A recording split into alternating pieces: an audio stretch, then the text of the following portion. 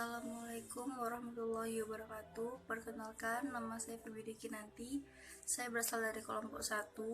Saya nomor absen 4. NIM saya 19001004. Baik, sebelumnya di sini saya akan membahas terlebih dahulu data tentang bagaimana perkembangan perekonomian di Indonesia pada tahun 2020 ini. Menurut Central for Indonesian Policy Study atau yang lebih dikenal dengan CIPS, menyatakan bahwa perekonomian di Indonesia 2020 dapat meningkat. Tapi tidak lepas dari bagaimana tanggung jawab pemerintah dan peran pemerintah dalam mengupayakan bagaimana faktor-faktor atau segala hal yang menghambat bagi pertumbuhan perekonomian di Indonesia ini mempengaruhi dari peningkatan perekonomian tersebut. Tugas pemerintah di sini ialah memastikan bahwa faktor-faktor tersebut jauh dari hal yang dapat mempengaruhi tingginya atau meningginya perekonomian di Indonesia.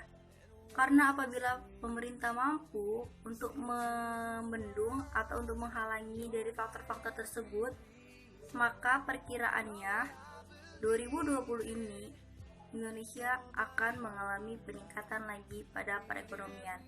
Karena seperti yang kita ketahui bersama bahwa pada tahun 2019 Indonesia mengalami penurunan. Indonesia tidak bisa menyamai atau di atas dari perekonomian 2018. Pada perekonomian 2019, Indonesia hanya mencapai 5,2%. Sedangkan pada tahun 2018, Indonesia mampu menaiki pada angka 5,17%. Di sini kita harusnya menanyakan kepada pemerintah apa yang terjadi sehingga perekonomian di Indonesia menurun dari yang seharusnya menaik pada tahun berikutnya. Selanjutnya, saya akan membahas pembahasan saya tentang utility dalam pelayanan kesehatan. Sebelumnya kita telah mengetahui bahwa utility tersebut artinya adalah nilai guna, di mana kegunaan atau nilai guna dari suatu barang atau jasa dapat memberikan kepuasan atau manfaat pada orang yang mengonsumsinya. Semakin tinggi permintaan barang atau jasa, maka semakin baik pula kepuasan yang diberikan atau barang jasa tersebut kepada seseorang, sehingga seseorang itu merasa bahwa barang atau jasa tersebut memberikan efek atau dampak yang baik kepada dirinya. Selanjutnya saya akan membahas tentang utility dalam pelayanan kesehatan. Utility sendiri artinya adalah nilai guna. Jadi di sini maksudnya adalah nilai guna dalam pelayanan kesehatan. Dalam pelayanan kesehatan tentu setiap pasien atau setiap individu menginginkan apa yang dia butuhkan.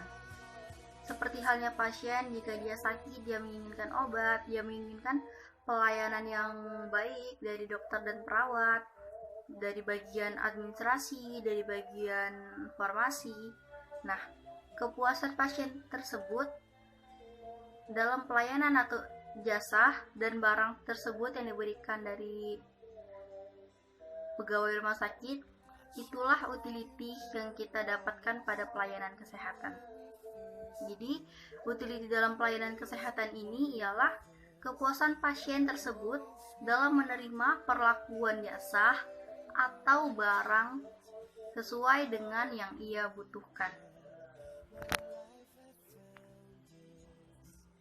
Jadi, pelayanan jasa atau barang yang diterima pasien dan pasien mendapatkan kepuasan dan manfaat dari barang atau jasa tersebut, maka itulah yang dinamakan dalam utility pelayanan kesehatan.